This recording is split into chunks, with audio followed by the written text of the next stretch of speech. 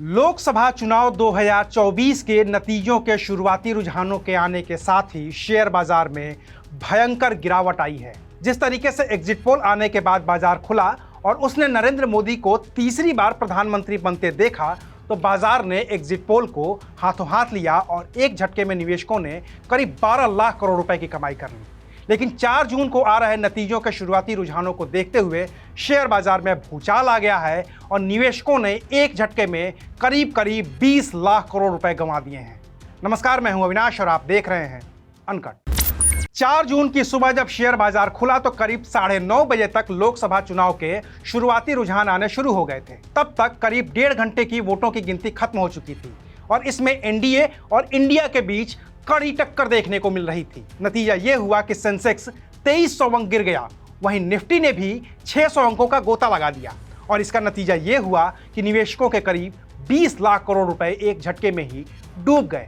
अगर विस्तार से आंकड़ों की बात करें तो सुबह 9:30 पर बीएसई सेंसेक्स में 2363.83 अंक या 3.09% की गिरावट देखी गई। आंकड़ा 74,104.95 पर आ गया है।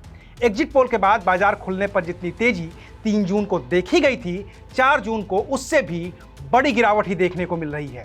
नतीजों के दिन बीएसई का सेंसेक्स 183 अंक या 0.24% की गिरावट के बाद 76,285 पर खुला था। वहीं एनएससी का निफ्टी 84 अंक या 0.36% की गिरावट के बाद 23,179 पर खुला था। शेयर बाजार के प्री ओपनिंग में बीएसई का सेंसेक्स 672 अंक या 0.88% की उछाल के साथ 77,122 के लेवल पर कारोबार कर रहा था। इसके अलावा एनएससी का निफ्टी 450.10 अंक या 1.94% की उछाल के साथ 23,714 के लेवल पर ट्रेड कर रहा था। प्री ओपनिंग से पहले गिफ्ट निफ्टी, जो बाजार की शुरुआत का संकेत देता है, वो 38.60 अंकों की तेजी के साथ 0.16% की उछाल के साथ 23,447 पर बना हुआ था। वहीं 3 जून को बीएसई पर लिस्टेड स्टॉक्स का मार्केट कैप 426.24 लाख करोड़ रुपए पर जाकर बंद हुआ। यानी एक ही सेशन में निवेशकों की दौलत में करीब 14 लाख करोड़ रुपए से ज्यादा का उछाल देखा गया। ये भारतीय शेयर बाजार का मार्केट कैप का ये उच्चतम स्तर है।